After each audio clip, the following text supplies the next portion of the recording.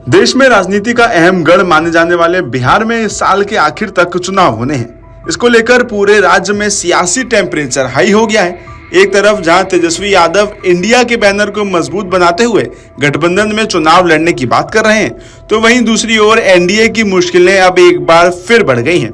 ऐसा इसलिए क्योंकि गठबंधन के साथी और हिंदुस्तान आवाम मोर्चा यानी हम के संरक्षक जीतन राम मांझी ने राज्य में प्रेशर पॉलिटिक्स करना शुरू कर दिया है। दरअसल केंद्रीय मंत्री जीतन राम मांझी ने हाल ही में रविवार को बड़ा आरोप लगाते हुए कहा है कि पिछले साल लोकसभा चुनाव में बीजेपी की अगुवाई वाले एनडीए ने उनकी पार्टी हिंदुस्तान आवाम मोर्चा को उचित सम्मान नहीं दिया था।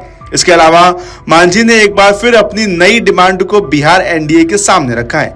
वहीं इसके साथ ही उन्होंने यहां तक कह दिया है कि बीजेपी और जेडीयू ने उन्हें धोखा दिया है। मांझी ने सीट शेयरिंग पर बड़ा बयान देते हुए कहा है कि हम बिहार विधानसभा में अपने 20 विधायक चाहती है, इसके लिए हमें 35 से 40 सीटों की जरूरत है। जानकारी के अनुसार मीडिया से बातचीत करते हुए जीतन राम मांझी ने कहा है कि गृह मंत्री अमित शाह से हमारी बात हुई थी कि हमारी पार्टी को 2 लोकसभा और 1 राज्यसभा सीट दी जाएगी, लेकिन हमें सिर्फ 1 लोकसभा सीट दी गई। मांझी ने कहा कि हम बहुत जल्द हम सेना का गठन करेंगे। साथ ही उन्होंने कहा कि पार्टी कार्यकर्ताओं की तरफ से 35 से 40 सीटों की मांग की जा रही है। हालांकि पार्टी में अभी इसे लेकर कोई निर्णय नहीं हुआ है। वहीं इसी के साथ इस दौरान जब जीतन राम मांझी से इतनी सीटें नहीं मिलने पर उनका अगला कदम क्या होगा ये पूछा गया, तो मांझी ने कहा कि क्यों नहीं मिलेंगी सीटें, हम हर हाल में एनडीए के साथ हैं और पूरी मजबूती से गठबंधन का समर्थन करेंगे। उन्होंने भरोसा जताया कि जैसे लोकसभा चुनाव में उनकी पार्टी को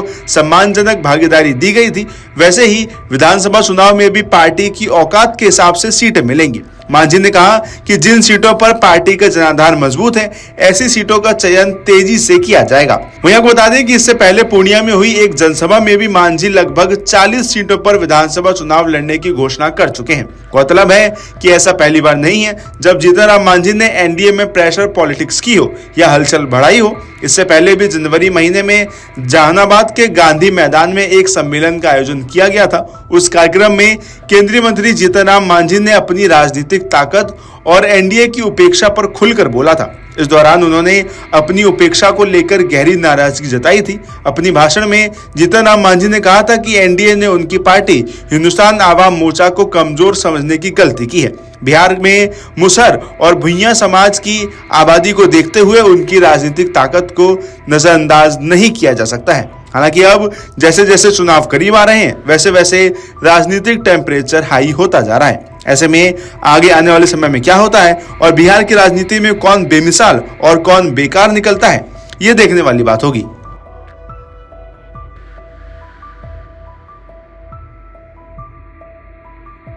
अगर आप ये वीडियो YouTube पर देख रहे हैं तो हमारे चैनल को सब्सक्राइब करें और बेल आइकन को दबाना ना भूलें। अगर आप Facebook पर ये वीडियो देख रहे हैं तो हमारे पेज को लाइक करें।